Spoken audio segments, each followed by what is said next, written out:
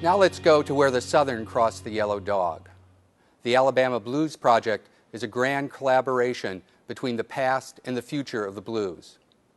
Always remember to hit the one. It is my pleasure to introduce the Alabama Blues Project. Are you ready for the blues? Yeah!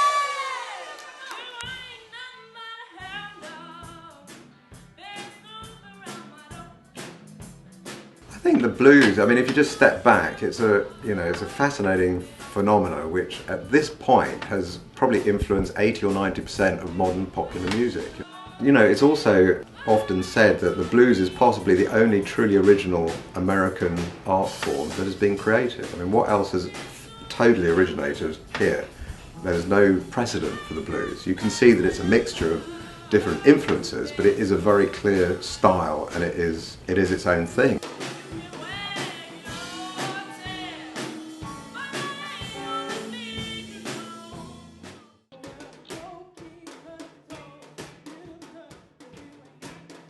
The blues is the roots of American music.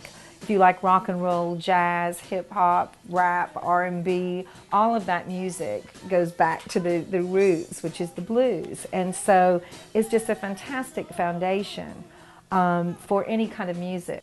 Blues is really underground music. I mean, you don't hear it on mainstream radio. You hear it on public radio, alternative radio, and the few blues stations there are. There's something about the sounds and the chord progressions and the scales that are used which is very resonant to humans, you know. And just on a musical level, I think it's a very accessible music which a lot of people can really relate to very quickly and identify with. I came here in 1979 when I was just 22 years old. I was a musician and was totally blown away by the blues culture here. Johnny Shines was still alive at that time. And people here in Alabama just, didn't really get to understand how important he was. People knew about Mississippi blues, Chicago blues, New Orleans, but they didn't seem to know about the blues culture right here in Alabama. So what we're going to do is we're going to practice signaling from the band front person, okay? I always liked working with children, and so me and another blues musician at the time decided that we would start trying to explore blues in the schools and taking these artists into the schools and getting children excited about the music and learning to play.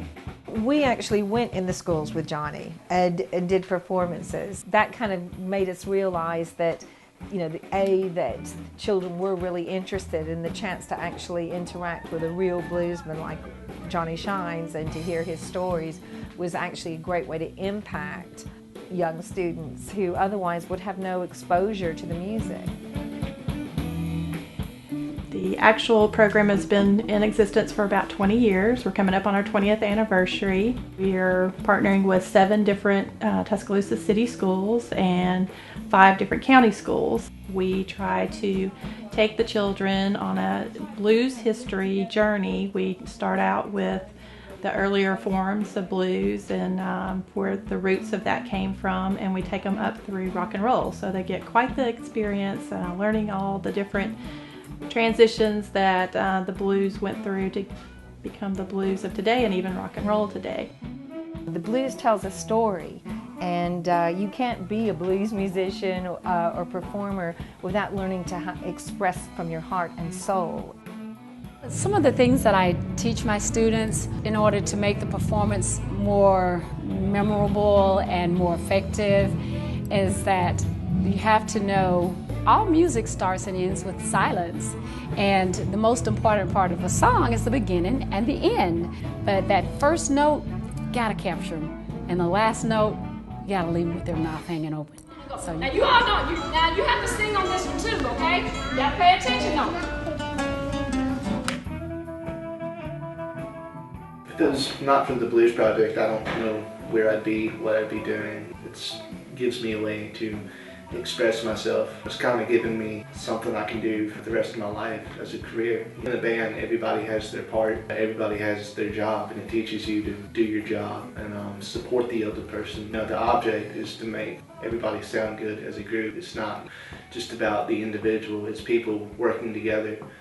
It teaches you nonverbal communication too, because in a band type scenario, you have to be able to just look at somebody and know that you're on the same page. And just really teaches you discipline, because like I said, you have to do your part. I think it's awesome. I think it builds confidence. I think that it gives him, you know, he's into sports, which is good, but I think this is just another avenue and another way that he can express himself. And I just think that it's a fun way for kids to learn, and I use music in my classroom, so I think it's awesome. I mean, there's just a lot of schools that do not have music education as part of their day now. And I remember when I was a kid, you know, music was a fun part of, you know, the day, and we just want to bring the music back to the schools and to as many children as possible. If we can help in some small way with children and learning, I'm happy to do that. I think that one of the reasons why the blues is so effective with children is because it's a way to let those feelings out and express hard times through music. They often say if you can't know where you're going if you don't know where you come from. There's one of those sayings they like, which I kind of agree with. So anyone who really wants to pursue popular music in many forms, I think they should look to the blues for where it came from.